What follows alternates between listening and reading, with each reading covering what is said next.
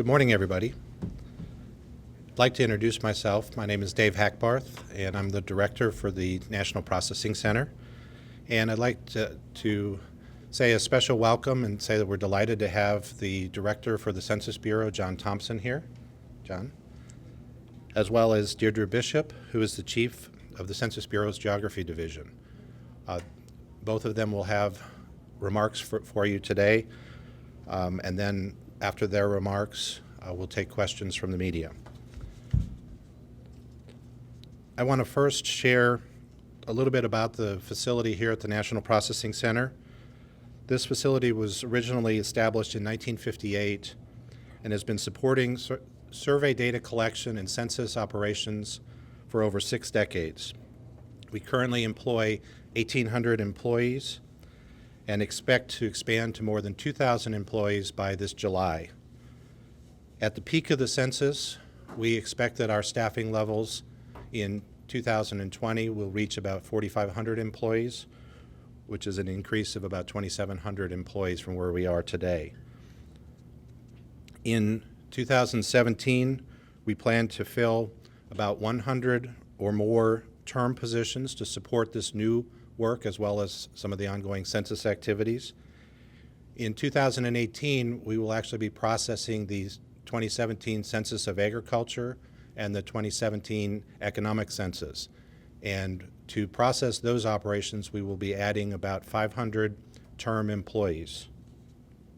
Starting in 2009 and continuing through the peak of the 2020 census operations, again, we anticipate that we will be hiring about 2,000 term and temporary employees. Majority of the jobs include a wide variety of clerical, analytical, geographic, and mail processing duties. And the starting salary today for those positions is $13.84, and all of our vacancies can be found on the usajobs.gov website. So with that, it's my great pleasure to introduce the Director of the Census Bureau, John Thompson. John? Thank you. Thank you. So I'm delighted to be here today.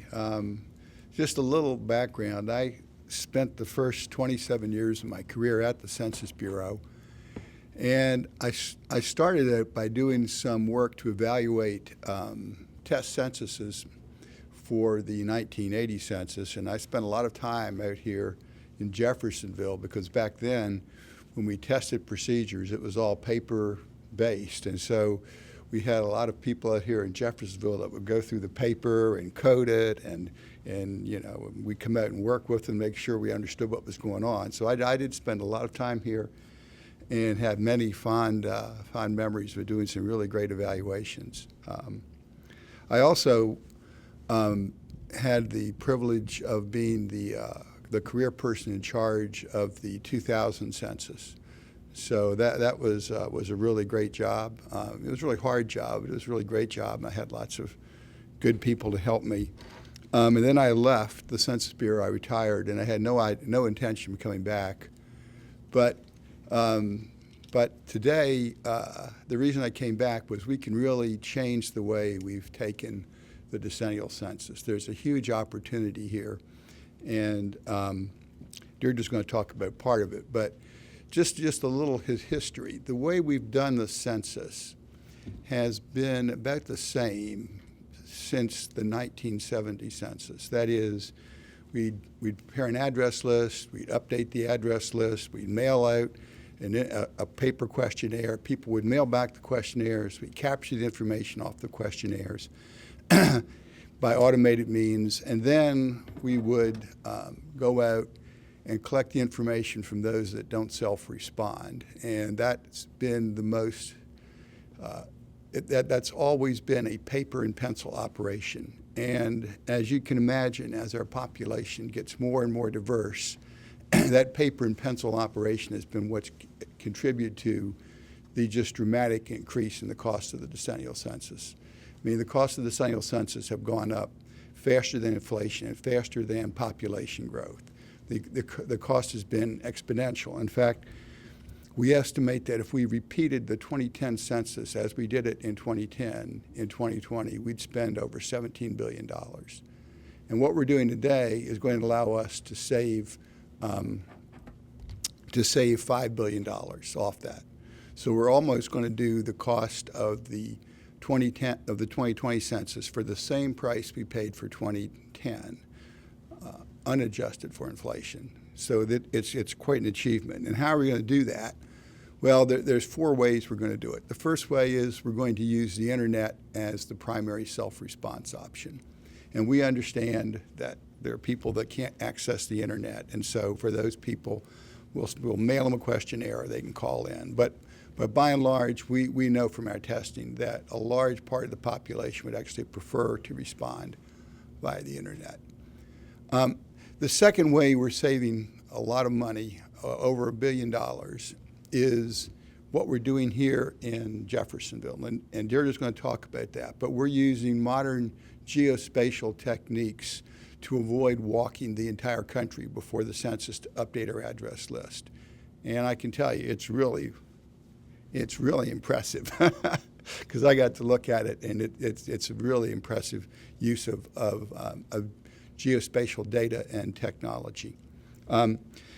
But the big way that we're going to save money is we are equipping the people that collect the information from those that don't self-respond with a smartphone.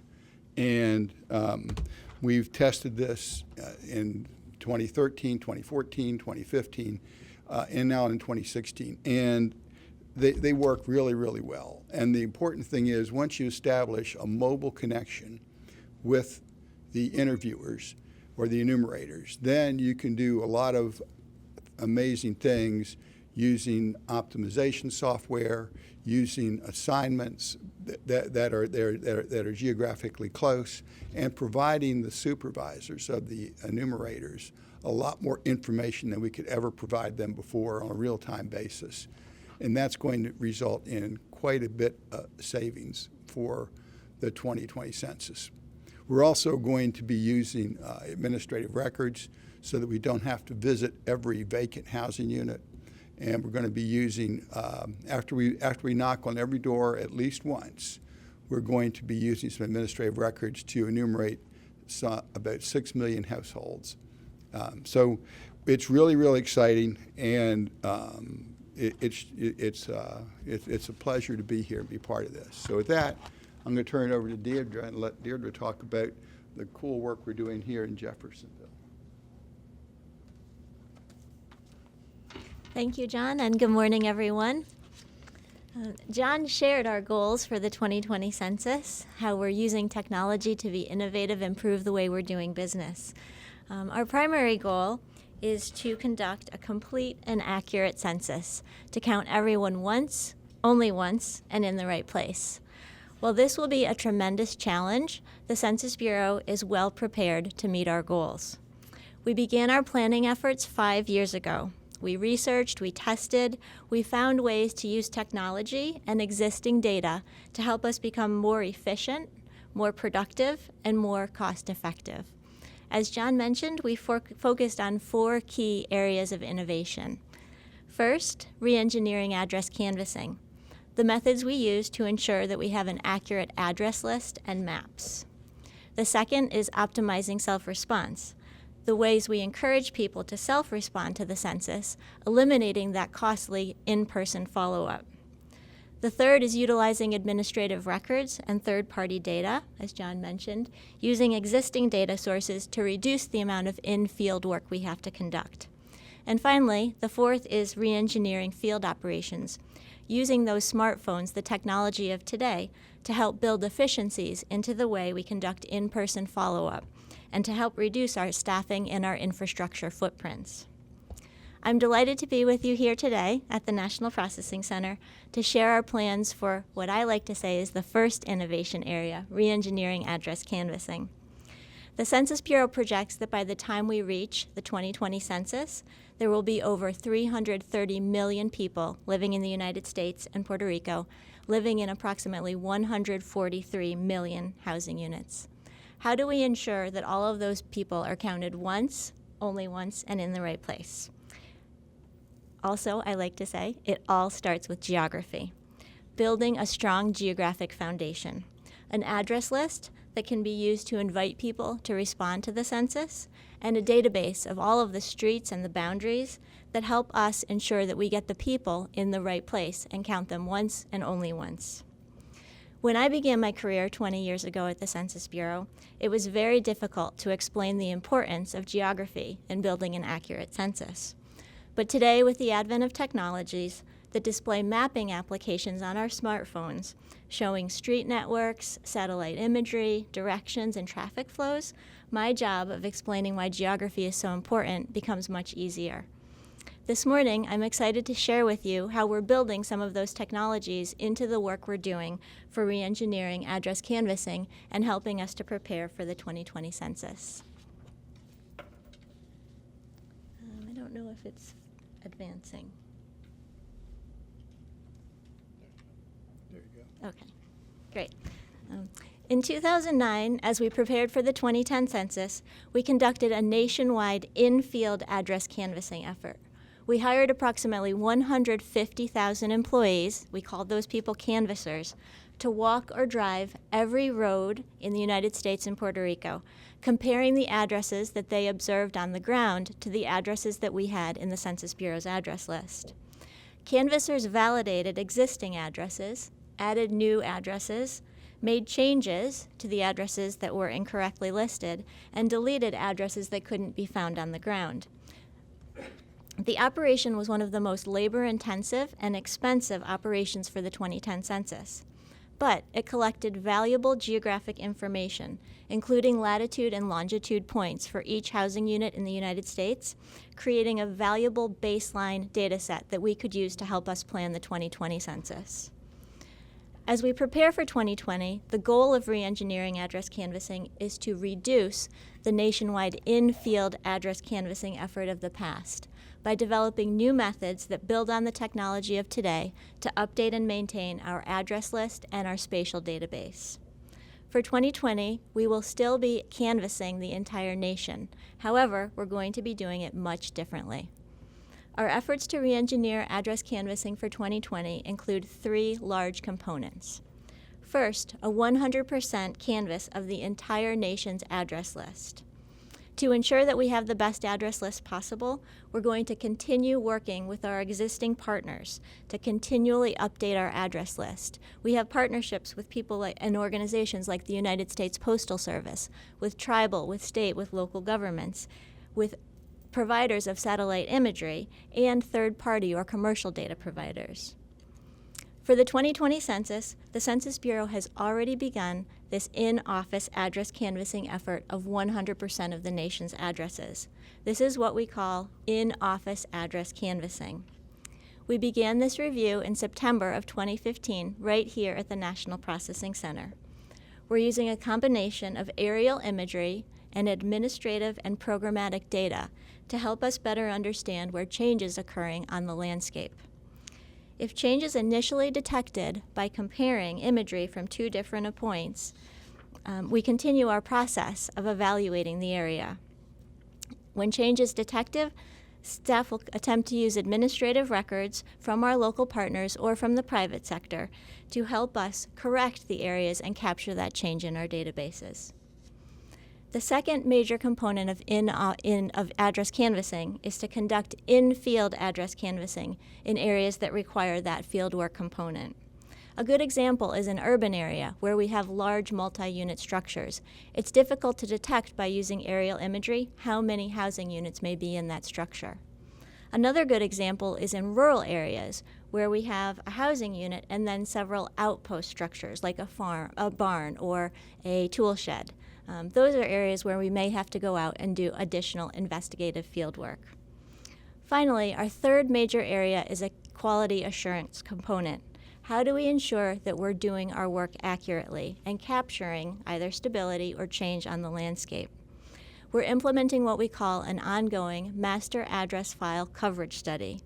This is a random sample of about 20,000 census blocks across the nation, canvassed in the field by canvassers on an annual basis to assess the accuracy of our address list and to validate that the procedures we're using in the office are strong. I'm excited today to share an example of how we conduct in-office canvassing here at the National Processing Center. We're doing this work in the building just across the street, and we have about 200 people sitting in front of 2 computer monitors looking at aerial imagery. This is the first official 2020 census operation, and it's very exciting. This work that we're doing in the office has 2 major stages. First, interactive review. We're using a tool that we developed at the Census Bureau, and we call the Block Assessment, Research, and Classification Application, or BARCA. You can see an example on the screen today. In this operation, we're doing a quick review of every census block in the nation. On the screen, you can see that the left side depicts aerial imagery from the last 6 months. On the right side is a different vintage of aerial imagery. This image depicts imagery from 2008. Reviewers sitting behind these 2 computer monitors compare the images between these 2 different vintages of imagery to help detect whether the area is stable, whether there's been no change in housing units, or whether there has been growth or decline. Sometimes this sounds a little bit esoteric. I like to give the example of the neighborhood that I grew up in. My mother's lived in the same house for 44 years. She has the same neighbors that she had 20, 30, 40 years ago. There is no change in her neighborhood. It's very easy to see by looking at screenshots like the one displayed today in her neighborhood to see, while comparing it to the information the Census Bureau has in-house, that there's no change on the landscape. This is able to be done in 90 seconds by our reviewers sitting behind these computer screens. Compare that 90-second review to what it would take to send someone out on the landscape to drive to that census block, drive around the block, and capture the accuracy of our address list for every single one of those housing units. And imagine how much time and money we can save using this new technology. I'm happy to report that as we're conducting the interactive review process, we're finding exactly what we used to define the 2020 Census Operational Plan and the assumptions that went into our life cycle cost estimate. We're finding that approximately 75% of all the addresses that we look at using interactive review are what we call stable or passive. There's been no change. This is really good news because that means that we'll have to go out into the field for only approximately 25% of those addresses, another big contributor to the cost savings. What happens when we get to active block resolution? We have a different team of people investigating the areas more carefully using similar tools. We're currently in the process of staffing up to conduct the second operation. We call this active block resolution, and we'll be getting into full force in the summer of this year.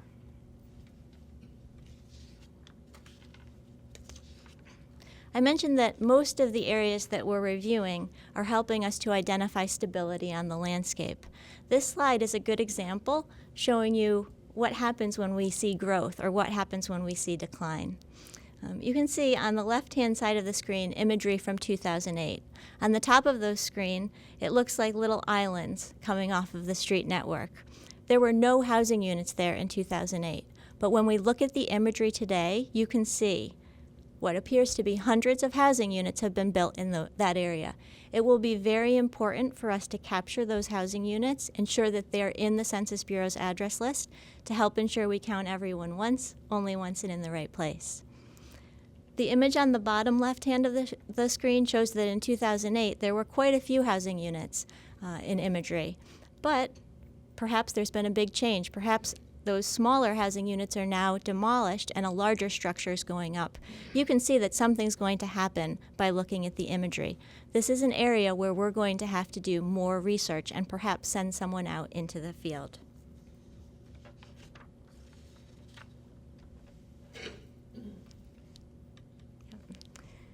As we're doing our review in the office and we're finding areas that have seen growth or decline, we are marking those with little pins.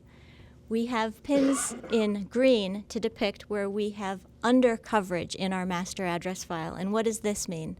That the imagery we're looking at, the aerial photographs, are showing more housing units on the screen than we have in our master address file. As we conduct our interactive review process, we're dropping pins in those areas, and you can see them depicted on this slide to show where we have to do further research or perhaps send someone into the field. Conversely, sometimes we identify overcoverage, where the master address file has more housing units than we see in the imagery. And this is another reason we would have to go out into the field or do additional research. Finally, I'd like to finish with this slide, the 2020 census, a new design for the 21st century.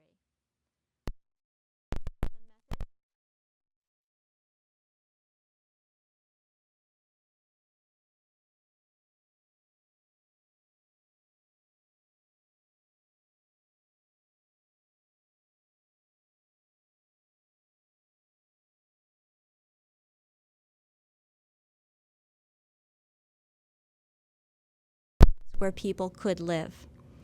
Second, we must motivate people to respond. We must use our address list to send mailed materials that invite and encourage the households to respond to the census, so we don't have to do that in-field, costly operation. We must count the population. If people don't respond, we have to use our address list and our maps to help send our enumerators to the right place, to knock on the door and conduct the interview for those non-responding households. And finally, and most importantly, we must release the census results. We use our address list and our geographic boundaries and our strong street network to process, to tabulate, and disseminate our important data products. We must get those apportionment counts to the President by December 31st of 2020, just 9 short months after Census Day. We must release the redistricting data to the states by April 1st of 2021, and we must release high-quality data to the public. They're expecting that.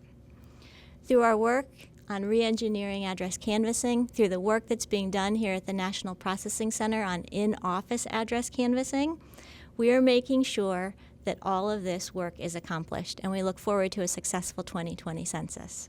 Thank you.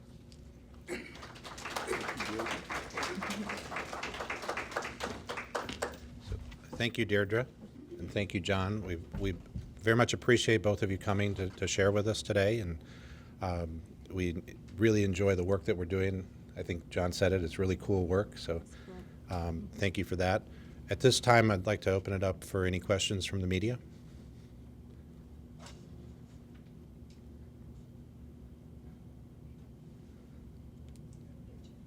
With no questions, thank you all very much.